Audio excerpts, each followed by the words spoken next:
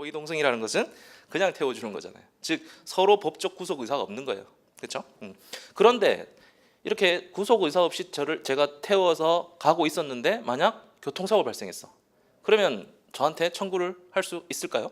손해배상을? 1번 있다, 2번 없다. 자, 답은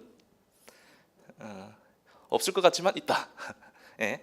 계약 관계가 아니기 때문에 채무불이행상의 손해배상 청구를 할 수 없어요. 그렇지만 불법 행위를 제가 범한 거예요. 불법 행위. 예. 불법 행위를 범했기 때문에 불법 행위로 인한 손해배상 청구는 할 수 있는 거예요. 됩니까? 예. 그래서 아주 중요한 건데 첫 시간에 제가 하지 않았네요. 자, 아까 채무불이행을 했잖아요. 채무불이행이라는 것은 계약 위반을 말하는 거예요. 계약 위반. 근데 이 계약이라는 것은 제가 뭐라고 그랬죠? 계약과 단독 행위를 합쳐서 법률 행위라고 말했잖아요. 즉 채무불이행에 기한 손해배상 청구는 손배 청구는 무엇이다? 당사자의 행위로 인한 효과예요. 당사자가 그 채무를 이행하지 않았기 때문에 발생한 효과.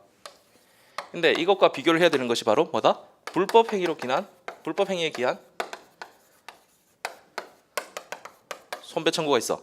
얘는 당사자의 법률 행위, 계약 단독 행위에 의해서 발생한 손배입니까? 그게 아니란 말이죠.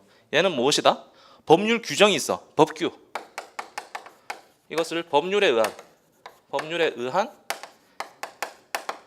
손배 청구다라고 불러요. 법률에 의한. 얘는 법률 행위. 뒤에 아마 나올 겁니다. 그렇죠? 얘는 법률 행위에 기한 손배인 것이고 아래쪽에 있는 건 법률에 의한 불법 행위예요. 됐죠? 그러면 법률에 의해서 발생하는 이런 법률 관계가 어떤 것이 있을까 물어보면 불법 행위, 사무관리. 다음 늘 일상용어로 쓰지만 부당이득. 그렇죠? 부당이득.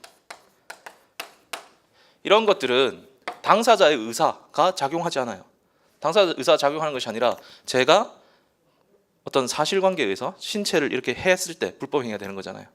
그렇죠? 사무관리라는 것은 저와 아무 계약 관계가 없는데 제가 뭔가 상대방의 이익이 되는 행위를 해요. 그리고 나서 그에 대한 비용을 지급하는 거죠.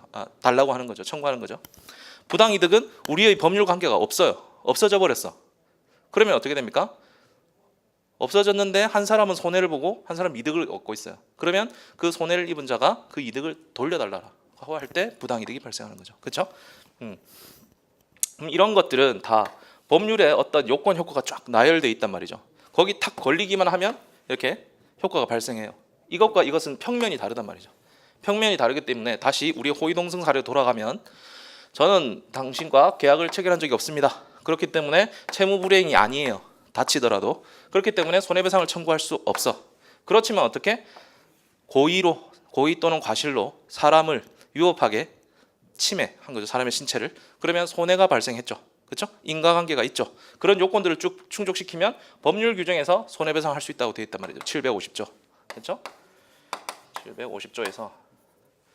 그러니까 지금 우리가 논의하는 것은 호의동승이라서 법률 행위에 기한 이런 법률 관계는 아니지만 불법 행위에 기한 손배가 발생했는데 이것이 어떻다? 너무 많다. 액수가. 너무 과다하다. 이것을 어떻게 감경할 수 있는지가 하나의 테마가 되는 거죠. 감경할 수 있는지. 정답은 감경할 수 있다. 자, 다시 구별부터 볼까요? 법률 관계와 구별. 첫째 줄, 법적인 구속 의사가 있는지. 또 다른 표현으로 거기 법적 보호의 이익이 있느냐에 따라서 구별한다. 둘째 줄, 행위의 유상성이 법률관계와 호의관계의 유일한 구별 표준은 아니다. 유상성이라는 뜻은 대가를 지급한다 이런 뜻이죠.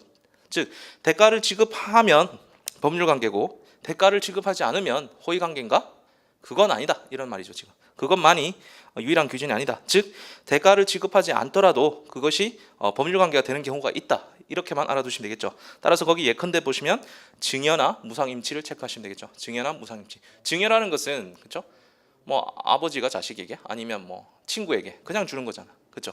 즉 유상적이지 않아요. 그렇지만 그건 분명히 아까 첫 시간에 제가 설명한 것처럼 채권 강론의 14가지 계약 유형 중에 전형적 계약 유형 중에 매매 다음에 증여가 있었어요. 그렇죠? 증여. 그렇죠? 그러니까 법률 관계는 맞단 말이죠.